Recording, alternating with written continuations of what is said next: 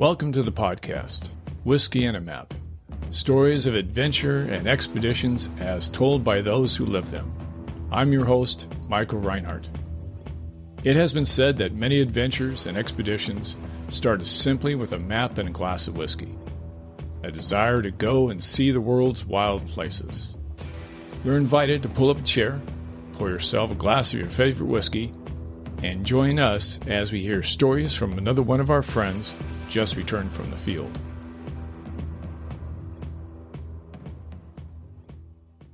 Welcome, come on in. I want to introduce you to a friend of mine, Robert Robinson, who is an Army veteran. He spent 21 years as an airborne military police officer serving with the 82nd Airborne. He served in many countries around the world, including a tour in Afghanistan.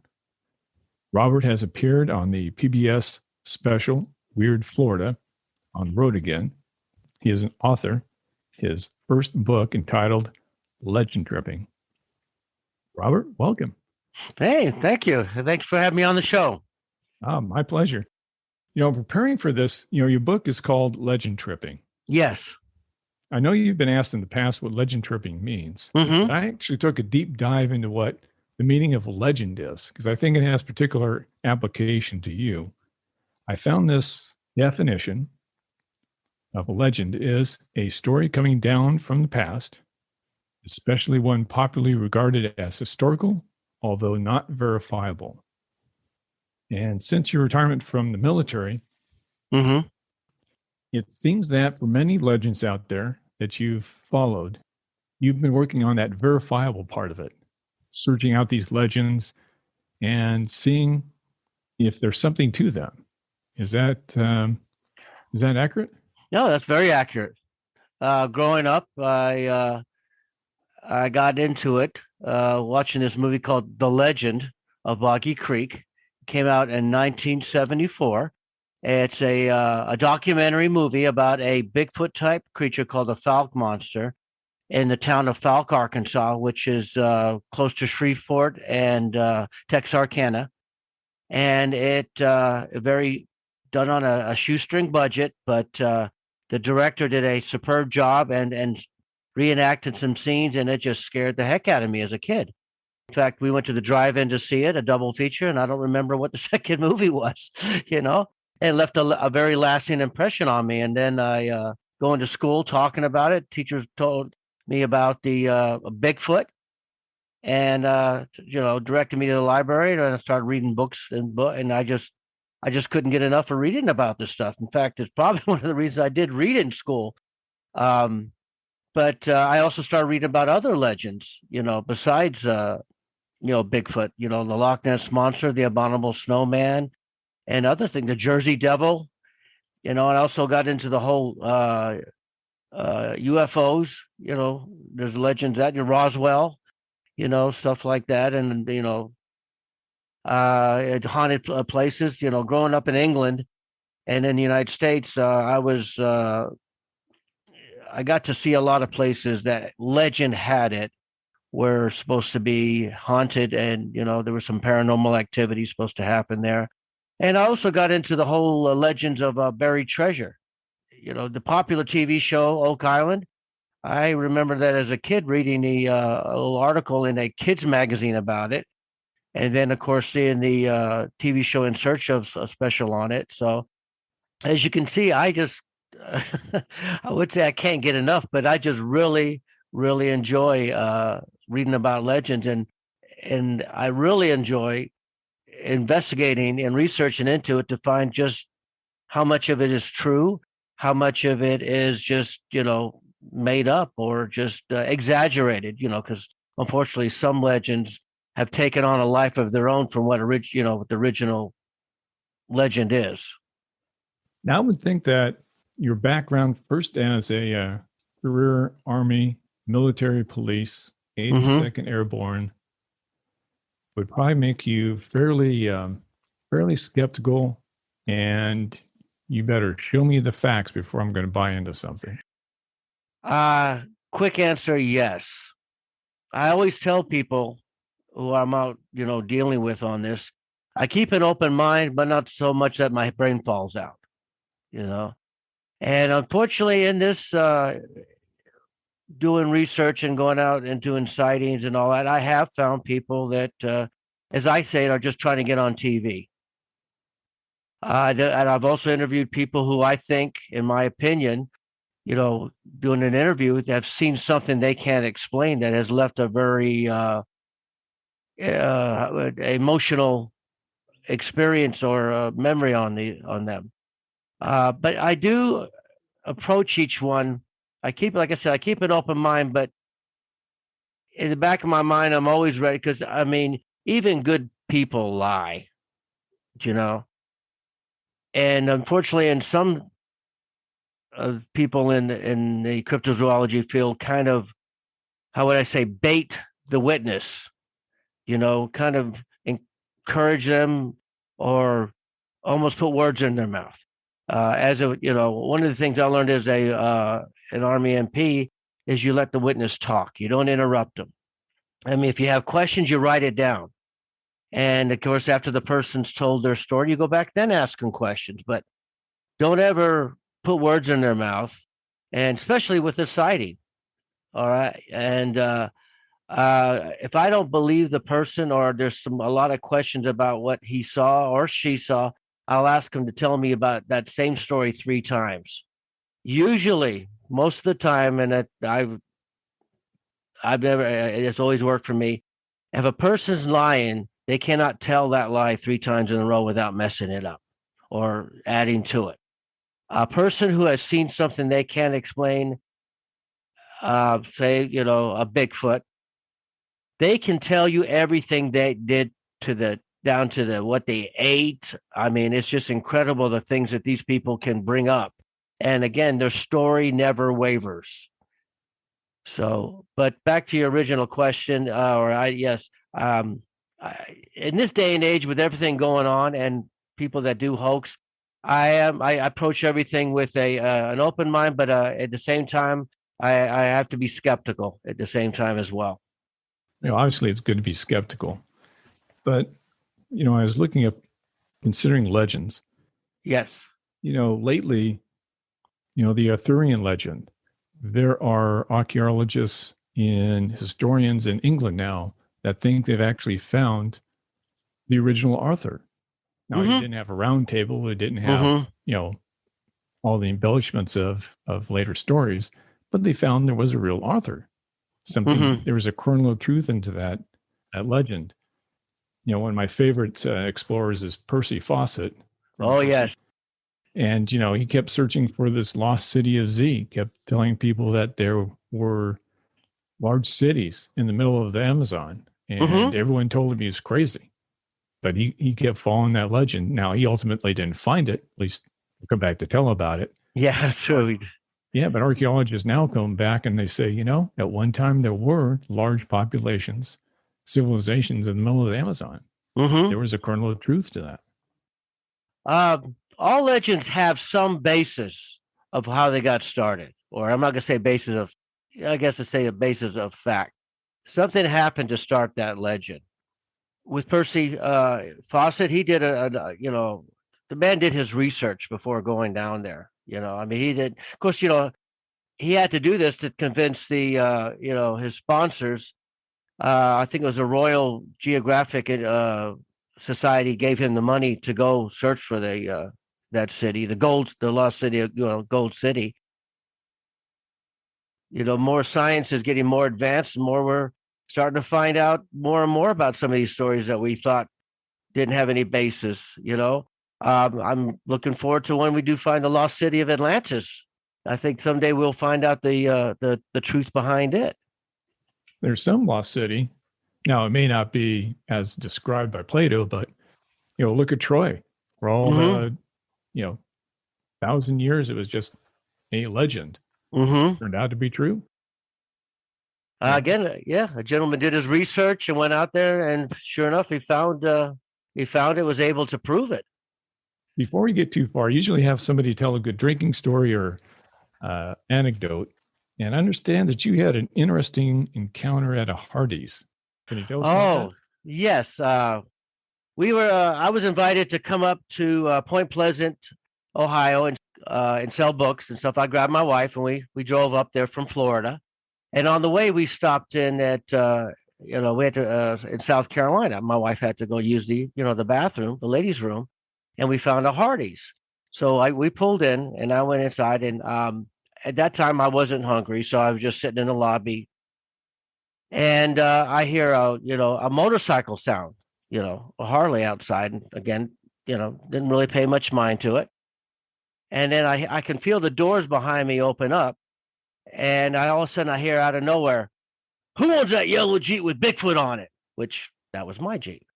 And I turn around, and in the doorway is the biggest biker dude I've ever seen in my life. I mean, and he was the, blue jeans on, black leather jacket, black Harley Davidson t-shirt, big, huge beard, bandana on, and he looked pissed. And I'm just like, oh God, So I took the the high road and I just go right back to using my phone. Because then, people tell me something, well, how big was this guy? What did he just say? This is the kind of guy you mess with if you have a death wish. You're like, well, I can't find a building to jump off. I'll just go mess with this biker dude here. That's how big this guy was. So I just kind of acted like I didn't hear him and, on my phone.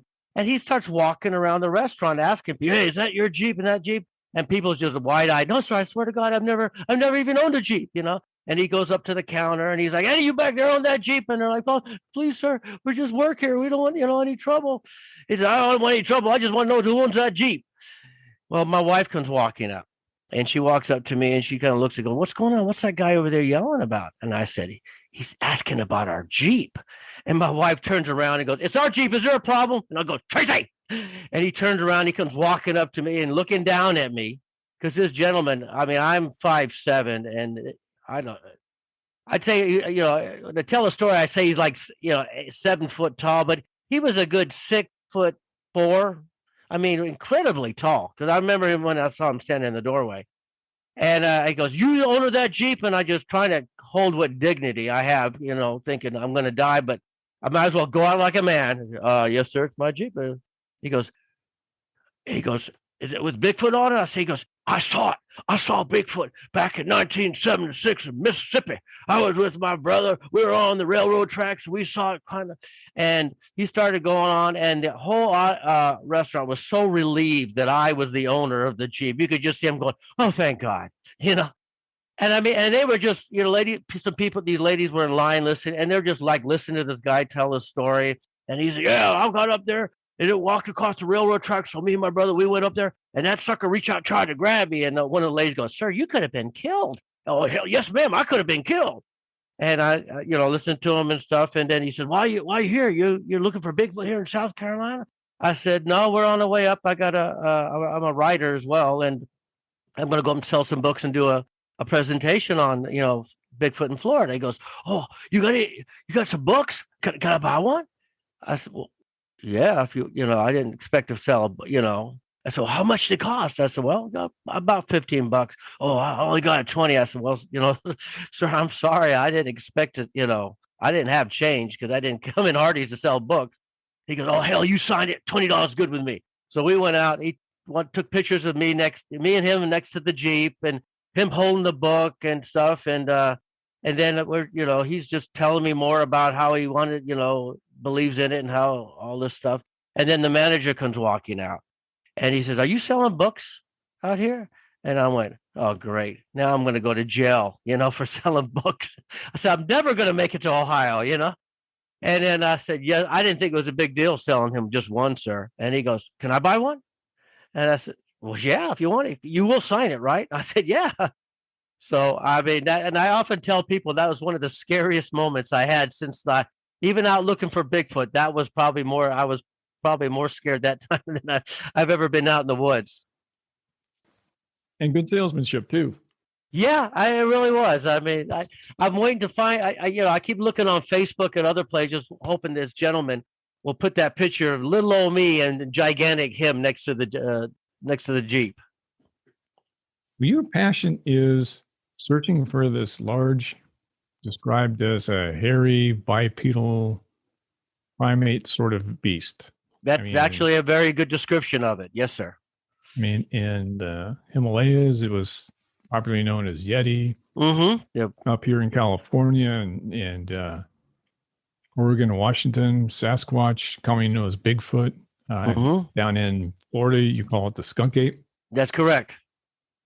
Can you tell us about the historical root of this legend, especially here in the United States? What did the Native Americans say about it, if they did at all? Well, the term to start off, Sasquatch is Native American, and it more or less it's up in the upper Washington State into Canada where it was used. The Native Americans, going back centuries, have believed that these animals are out there. For the most part, they leave it alone. It's one of those animals that they kind of almost some of the Native Americans view it as kind of a protector, whereas some view it as a to stay away from it. The Native Americans have always all over the United States have had stories of this animal. Here down in Florida, the Seminoles, they believe not so much of it as a. I was talking to I went back and was talking to them about it, and it's more of an animal that is more of a very spiritual kind of a being. I mean, Leif Erikson, when he came down, he had reports of encountering large, hairy, man-like creatures on the shores when he was coming down, which historians speculate may have been the upper part of Canada. Now, to the Native Americans and their traditions, do they see it as a legend, as a spirit, or do they see it as just another animal in the woods, like a deer or a bear? Not so much a legend as they do actually believe the creature's there. I mean, it's my dealings with Native Americans, and again, this is Native American lore. Now, on the eastern coast, in your research, have you found any accounts by the early pioneers? There's stories. Daniel Boone had a sighting, believe it or not, of a large hairy creature. Believe it or not, I would remember Daniel Boone, the old Fess Parker TV series, growing up as a kid. So, and when I heard that, I was like looking into that, and he saw, when he was out on one of his out hunting, he saw it. Down here in Florida, we have a story that happened back in the 1820s. The settlement up in Georgia, right out near the Okefenokee Swamp, they had heard a legend of an island that had these beautiful women there, but also it was rich in supplies. Well, the village was dwindling in supplies, so two hunters came down with an Indian guide or Native American guide, and they went down into the woods, and they were down there, I think, about a week or something, and they found tracks, these large human-like tracks, and the guide told them that's these animals that live around this island, and they're cannibalistic, and they'll kill anybody that comes around this area. Well, then they heard screams going on, and the three of them sat there to the morning time, and when the sun came up, they proceeded back up to their settlement, and they told the rest of the people up there what they had seen. So a band of about 9 of them got together and came back down with the Native American guide, went back into the same area, and they came on, and there were the tracks still there. And then they started hearing screams, but this time the people from the party started shooting into the swamps. And I believe the way that it was getting into the evening, so they couldn't quite see what was out there, but they could hear it moving, they could hear it screaming, and they kept on shooting. And then all of a sudden, this large, hairy creature came barreling out of the woods at them and charged them, and ended up killing 3 of them by screwing their heads off. Well, after numerous shots, they put the animal down.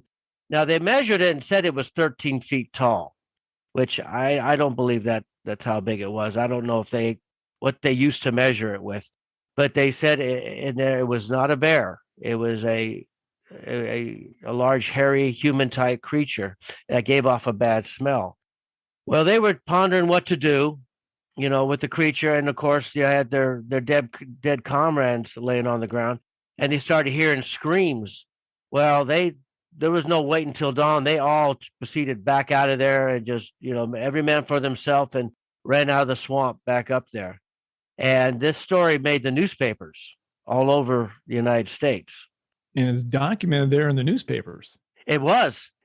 In fact, if you just and if anybody out listening, just type Okefenokee Bigfoot story, and you'll find numerous websites that recount this story, and also telling you what newspaper did publish it back then. It's out there. It was put in a newspaper and other publications.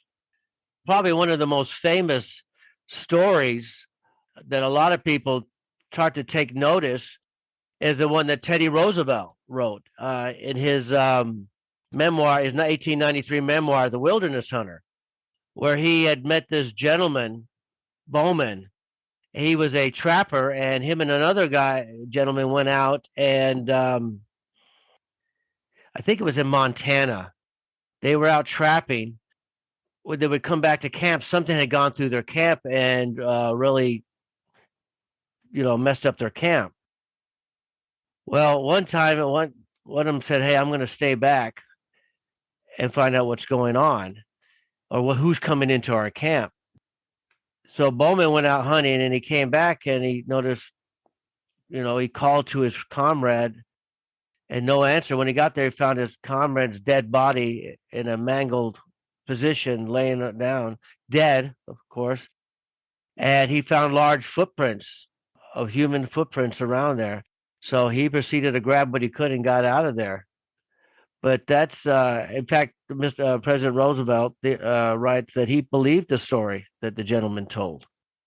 So that's one of the popular Bigfoot stories that people like to as far as historical Bigfoot stories go.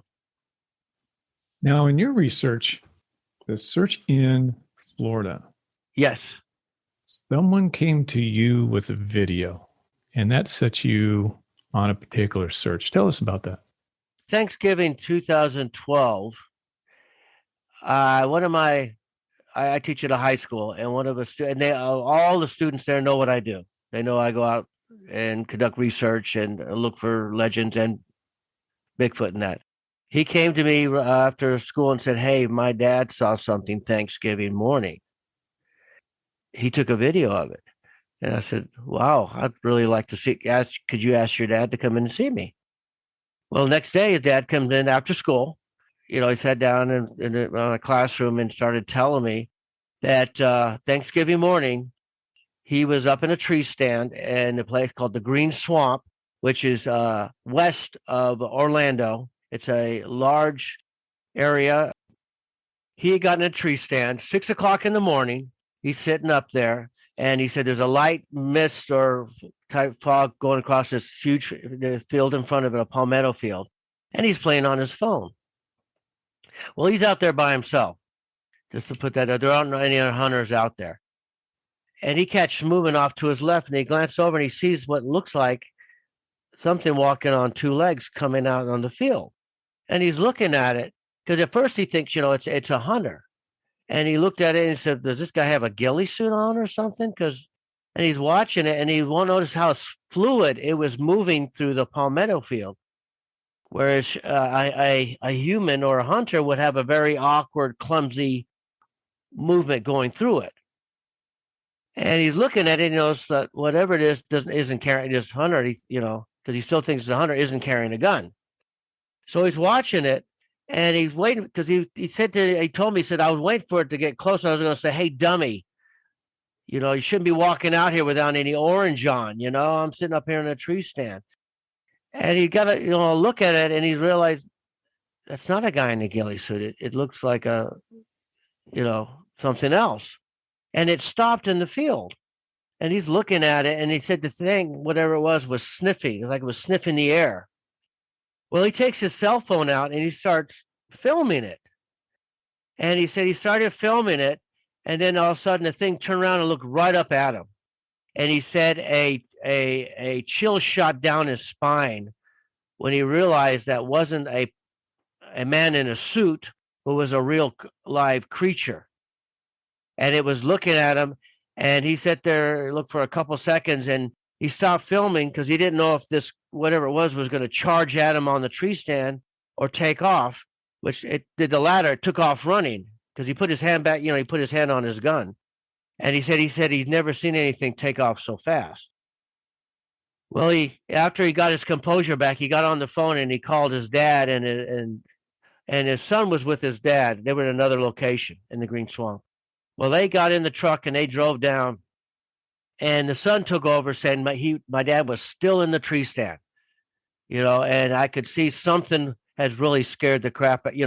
My dad was in a really hysterical state. And they got up to him and he said, "I saw the skunk ape," because he said they heard stories of this animal before. This wasn't, and he said his granddad, looked at it and says, "My God, I've been out here 30 years and, and you finally saw it." Well, they finally talked him into coming down off this tree stand, and they got him in the car. And the son told me that when they got him to the house, he went right to his room and was just laying in his bed. It just psychologically had really messed with him. Very traumatic experience. In fact, when he did come in to see me, of course, it was after Thanksgiving break. And I said, "Do you think we could go out there and see this thing?" And at first, he's looking at me, he was looking down, and he's like, "I don't know if I really want to go back out there." I said, "Well, I can bring some other investigators too. It won't just, but I'd really like to see where you saw this thing." And he goes, "All right, we can go this Saturday." I said, "Saturday it is." So we met at a gas station, and he proceeded to take us out there. We had to park the vehicles, and we had to proceed in on foot. We had, it was a bit swampy, but he took us right up to the to the tree stand, and he said, "I was up there," and I pointed over there. So I went out there. I said, "Now I'm going to walk out there, and I want you to tell me where it was standing when you were sitting up there." Oh, let me back up, son. He made a comment about it, said, "Do you have the film?" This is, again, I'm going back to the original interview. I totally, I said, "I understand you took a film of it with your cell phone." He goes, "Yes, I did." I said, "Can I see it?" And he says, "Well, I'm going to tell you right off the bat, it's not good quality because it was 6 o'clock in the morning and there's a breeze out there, but you can see it standing out there in the middle of this field." I said, "Okay, let me see it." And he showed it to me. And it's a little bit shaky because, you could see the way he's holding the phone and stuff. And you could see it, and you could just barely see it, and it starts moving. And then all of a sudden, you see it take off to run. And that's when he stopped the film. Because he didn't know if it was going to charge at him or if it was going to, he didn't know what the animal was going to do, which I understand. So anyway, we got out there, and again, I went out to, this is where it was standing. Okay. So my wife proceeded to take pictures. And if you compare me with what on the film, you can see it was a lot taller than what I was. And of course, I looked around to make sure there was nothing out there like a fallen log or something that he might have mistaken and all that. And I could see a path where something had come running through. And we proceeded to follow it. And we came to this fire break, and we saw tracks. We found tracks. But they were all filled with water. It had been raining during that time frame. So me and the wife and the witness, we tried to dump the water out to make some castings. And we did make castings, but they did not come out, very good.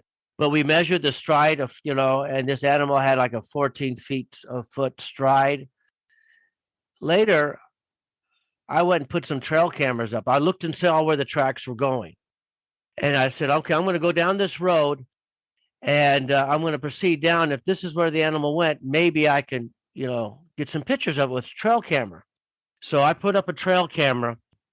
I decided I'll wait about a week or something and come back out and see. Because with the trail camera, I like it to stay out there and let the weather take it and to try to get the human smell off of it. Okay. So when I went back out there, and my wife and my daughter came with me and my son, and we got out there, and it was starting to get, it was about 6 o'clock, 7 o'clock. It was starting to get dark in the swampy area. And the area I put the trail camera was a dirt road with two swampy areas on both sides. And I had found an area where just enough for me to get over there to put a trail camera up. And I found this area because it looked like there was a big opening where I found a lot of game trails. So I figured maybe this animal might be using some of the this prominent game trail. So I got out there, put the trail camera up, put some camouflage netting around it, sprayed it with some no scent, and left it for about. I usually, on an average, nowadays I leave it for out there for about a month. But there, I only left it out for a week because I was really thinking, maybe I can see this, get some good pictures of this animal. So when I went back out with my family, my wife and my daughter didn't, they didn't want to walk down the trail with me and stuff, but my son did. And my son had a night vision camera goggles that he had gotten some video game, some military video game, and he wanted to see how well they work. Normally, when I go walking in the woods, I have a little pack with me that I have my thermal, I have my night visions, and I have bear mace with me, and I have a couple of survival items with me and a first aid kit just in case, because I like to be prepared when I go out there. Well, I figured I wasn't gonna be that far from the Jeep getting up there, so I wouldn't need this stuff because I was just gonna grab the trail camera and come on back to the vehicle. So we were walking down the trail, and I started hearing some splashing going on in there, and we're looking. My son's looking. I said, I can't quite see what's going on there, and we stopped, and splashing stopped. Okay, and now I'm thinking, well, deer might do that. Deers aren't known for going through the swamp. They can go through the water. I'm not going to say that, but bears and panthers aren't known to do that. Especially most of these animals know what their own predators out there like alligators and stuff. So we started walking again, and again the splashing commenced again. And then I could we got a bit of a scream going on. And I look over at my son, and he goes, "Did you hear that?" He goes, "Yeah." And again, we stop. Splashing stops, and we're looking. And again, I didn't have a flashlight. I didn't have anything that I could. And I'm really, to this day, curse myself for not, because I always grab my pack when I go walking out there. So we start walking again, and then I hear another scream, and we both froze, and I just kind of went. Whatever it was had come closer. So I look back at my son, and he's gone. And I went, "Oh my God, that jerk just took off and left me here." He ran back to the Jeep. So he's going back for the backpack. Well, but I had his night vision goggles, and I remember looking up, and I saw, I saw something, the eyes glowing, but I didn't see it looking at it. But with the night vision, I could see the eyes. And again, I was questioning it. Could this be a raccoon up in a tree? But I couldn't see. And cypress, trees go up really high. There's not a lot of branches on cypress trees. They go up pretty darn high before you start getting branches on them and stuff. And again, my son took off. So I'm sitting there looking, and I could hear it breathing noise. And I'm saying, okay, there's something definitely there. But I wanted to try to figure out, is it a bear? Is it, something else that we, know about out there? Again, process of elimination. Let's verify what we're seeing before we wholeheartedly say that, a Bigfoot or skunk ape. Well, I was sitting there watching it, and it's watching me, because again, I'm standing out in the middle of a road. I have nothing beside me, and then all of a sudden I hear movement behind me, and I went, "Oh God, there's another one." This one got my attention, whereas the other one's going to come up behind me, and that's how Robert Robinson's going to die. He's going to die out here with a Bigfoot attack or skunk ape attack. So I kind of turn around and look, and lo and behold, I see my son's head poke out from behind the back. And he looks at me wide-eyed. He goes, "Is it still there?" I said, "Yeah." So he kind of walks out from the tree, kind of comes up to me, and I kind of just give him a point over there, and it screams at us again. And he leans over and said, "Pop, I think we need to get out of here." I said, "Yeah, whatever it is, it obviously doesn't want us here." So we, start walking. Let me stop you there. What did the scream sound like? Kind of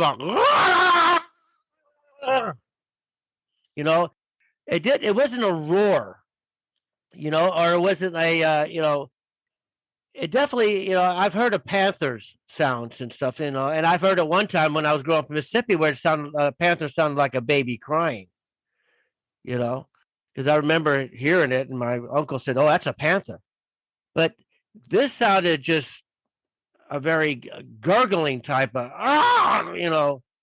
and I was like, I've never heard that sound before. I mean, I have listened to other Bigfoot sounds, but I'm not going to sit there and say this one sounded like some of the others. It was definitely a sound. But I also, pulled up bear sounds, and it sounded nothing like a bear. I even went so far as to pull up wild pigs, because they make some really unusual noises out there too. So we saw, the eyes went away. We could hear it go back in the woods. As we started walking back to the Jeep, and again, we heard one more scream, and we proceeded to walk faster back to the Jeep. We got there, my wife and daughter were standing over there next to the Jeep, looking at us like, "Did you hear that? Did you hear that scream?" And we're like, "Yeah, it was right next to us, I said, "Everybody get in the vehicle. Let's do that, because I didn't know what was going on, and I'm not going to put my family in, I didn't know what the risk was, and I don't, and they clearly wanted to leave too. That was not, So we got out of there. I went ahead and I grabbed a couple fellow Bigfoot friends, and I brought them back out there to retrieve my trail camera. And I showed them where the sound was and stuff. When we looked, and again, we looked at all the trees out there to see again, because I'm one of those people. I'm going to analyze every bit out there. I mean, if it could have been a raccoon, it could have been a raccoon. But I know raccoons definitely do not make screams like that. So, I mean, I realize there are weird sounds out there that people may say, "Oh, it's a Bigfoot," and later find out it's not. This one, like I said, it wasn't a bear, it wasn't a panther. And whatever it was, the eye level I was looking at, I was looking up. It wasn't looking dead in front of me. I was looking up at it for the eyes. And I could hear whatever it was out there breathing too. Let me switch gears on you. What is the strangest thing that you personally witnessed? Something that really kind of made you think about what you just saw? We were up at a place on this property up near Tallahassee, these people's property.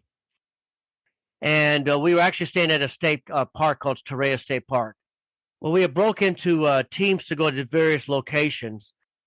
And I ended up going with some gentlemen, and we went to these caves. Believe it or not, there are caves in Florida. You wouldn't think it. But two other gentlemen went to another location. Well, we didn't see anything at the caves.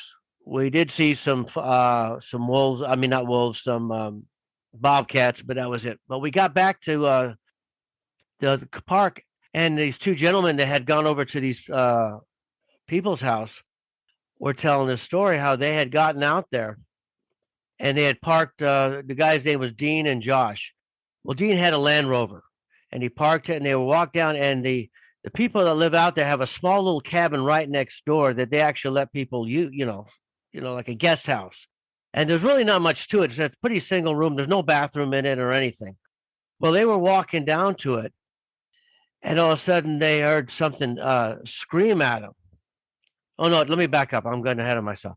Something set off the alarm on his Land Rover. Well, they turn around, and Dean pulls out his keys, thinking that maybe turns off the alarm, and there's nothing. They start getting ready to walk back. It goes off again. Well, they're looking, and they can't see anything, and then all of a sudden something screams off to their left. Well, Josh brought the light up enough to catch where he did catch the shape of this thing as it turned and just ran off into the woods. Well, those two, and both of them are about 6 foot. Josh is about 6'2".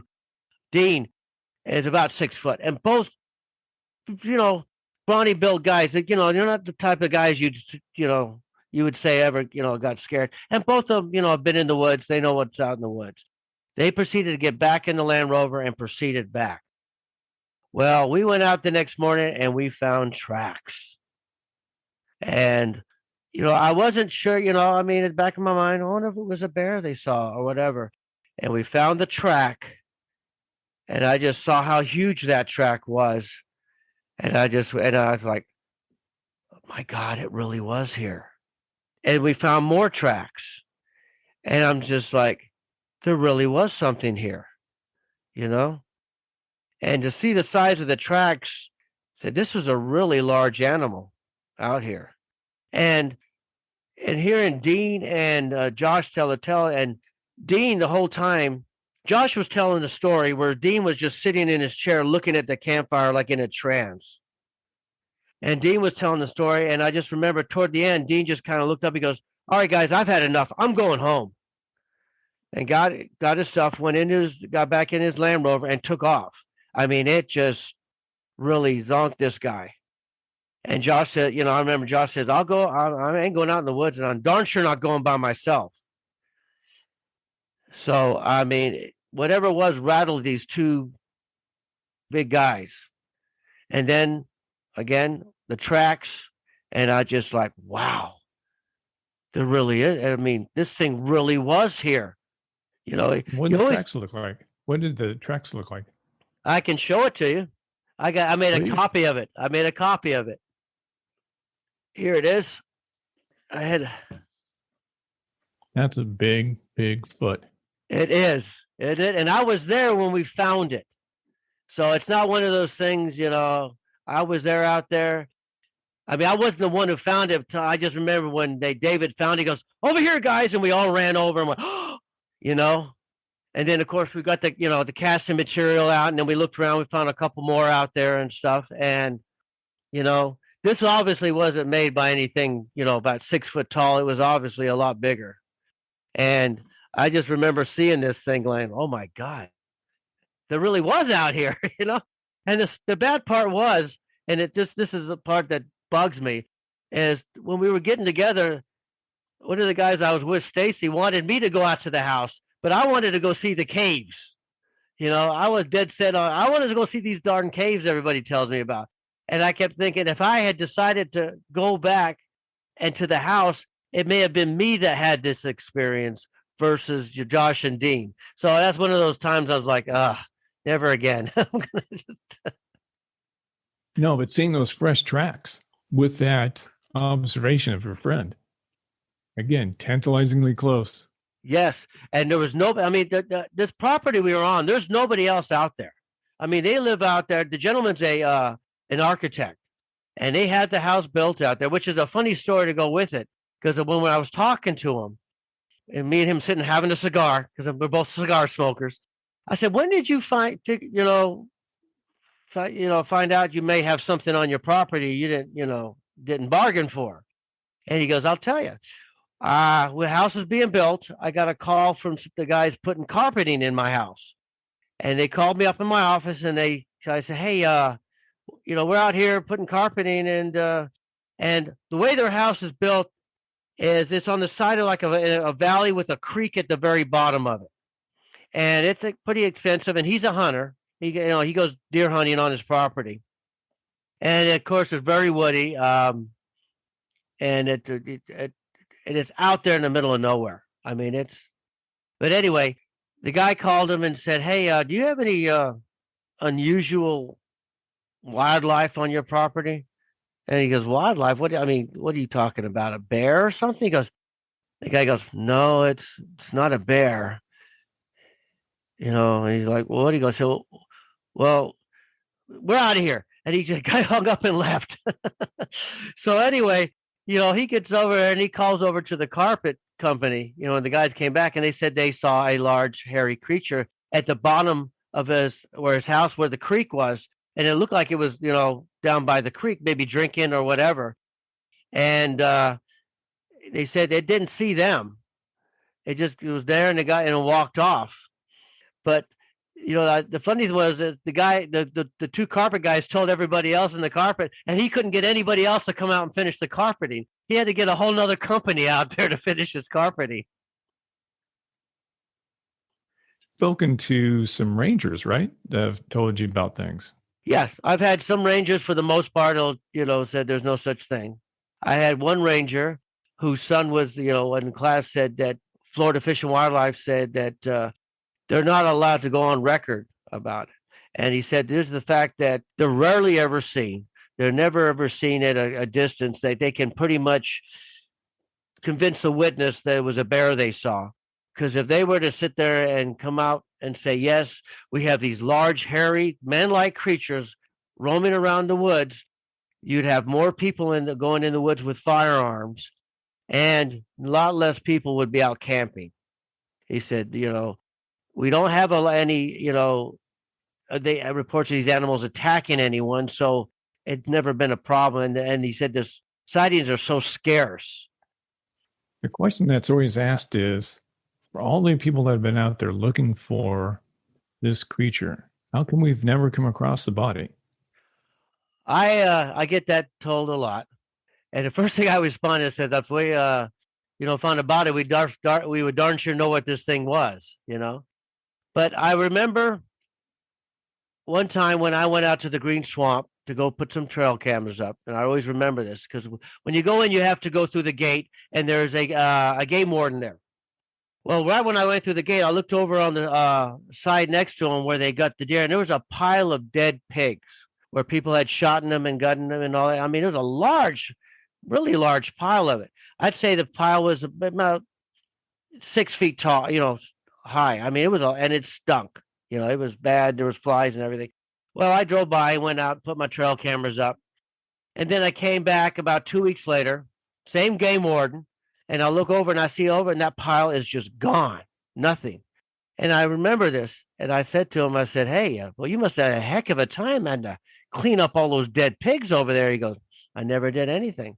I said, "Well, what happened?" He goes, "Nature has its own garbage disposal." I said, "Oh." So, I mean, as an MP, we've found, dead bodies, and they're never all just, if they've been out there for a while, these skeletons scattered all over the place. In fact, most of the time we don't even find the complete skeleton. Whatever these animals, of course, they stay away from humans as much as they can, and my opinion, is they go to pretty much areas where they know there's no humans go back there at all. So if one of these animals should die, it'll die back in there where there aren't any humans to begin with that would wander up on it.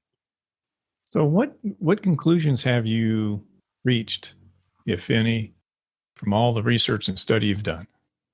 At this point in time, with all the research I've done and the witnesses, the credible witnesses that I've interviewed, and some of the experiences I've had, and some of the tracks we've found, that there is a unknown bipedal creature. I think it's an anthropoid that science has not been verified yet. In other words, we haven't found a body yet to verify just what this creature is. I believe this animal is extremely intelligent due to the fact that we haven't found it yet. It is nomadic. It does move around. I think it goes from one location where the food and the security and the water is good until it's seen. And I tell people, if this animal knows it's been seen and it leaves and runs away, you're not going to see it again. Most of the time it's never going to come back to that location.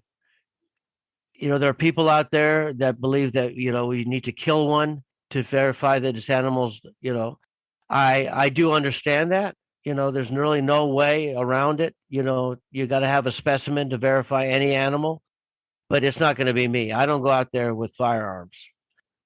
Your excursions into the swamps, into the forests, in search of the root of these legends, what has it taught you? That this world of ours, there is still some mystery about it. Not everything can be explained. The world is still full of mystery, and I enjoy the fact that it's still out there. Not everything is black and white. I enjoy the thrill of the hunt. I enjoy it when I get a hold of a witness who I believe saw something they can't explain. Because now I got an area where I can go do a research. And, even though I saw something, glowing eyes, I can't 100% say it was a Bigfoot because I didn't see the outline or anything like that. And that bothers me, but I won't go on record, or I won't embellish that tale and make it more than it is. I'm not going to lie about what I saw. Listening to that hunter, tell his story about when he saw it and that thing looking up at him. And after, when he first saw it, he said it was a mess. But he had time to get his composure and analyze. He almost treated like, I had the honor of seeing something not everyone gets to see. And I was really jealous of that guy not being able to have that experience. And that's one of the reason I continue to go out there. I want to see this animal. I want that experience. If it scares me, so be it, but, and I want to say in the back of my mind, yes, they are out there. Science isn't always right. You've written the book, Legend Tripping. Yes. You have another one in the works. Well, I have a new one out called International Legend. Yeah, International Legend Tripping. My first book, Legend Tripping, The Ultimate Adventure, is a guidebook on how to go look for various legends. You're gonna figure out my love of Bigfoot, because Bigfoot's got his own chapter in there. But I also go into other legends of haunted places, buried treasure, UFO legends, and just mysterious places like Gravity Hills and stuff of that nature. Where weird things happen. But the first book is primarily in the United States. And, even the Skinwalker Ranch is featured in my book. And I also, I talk about stuff to take out there. I talk about, how to research it, where to go look. And the first book is primarily about the United States. Whereas my second book, because I remember I got a call from my publisher, David Hatcher Childress, he's one of the hosts on the TV show Ancient Aliens. He called me up and said, okay, what are you going to do for another book? Your first book did really good. What are you going to do for a follow-up? And I said, well, I don't know. I never really gave it that much thought. He goes, well, think about it, So after I, got off the phone with him, I'm thinking, what's more bigger than, Legend Tripping in the United States? I said, the whole world. So I started doing research about legends around the world. And so my new book, International Legend Tripping, which is a lot thicker than my first book, just came out. And I tell you, I had a real good time doing it. And my bucket list has gotten bigger because of it. Excellent. Now, for people who want to follow your exploits, you have a website, Facebook. How would we follow you? Robert Robinson, International Legend Tripper, which I go through the internet looking for stories around the world about stuff that's seen, and all kinds of different legends and stuff, and just stories about sightings of various stuff going on. Well, Robert, it's been a pleasure talking to you. We'll keep searching. Oh, definitely. And thank you for having me on the show. I had a good time. It's been a pleasure. Well, we'll see you down the road. All righty. Thank you for joining us. We'll see you down the road when we get together again, share a glass of whiskey, and hear more stories of adventure as told by those who live them. Until then, check us out at michaeljreinhardt.com, where you'll find more of my work as an adventure photojournalist. Photos, videos, and articles of interesting people, mysterious places, and exotic cultures from the wild places of the world.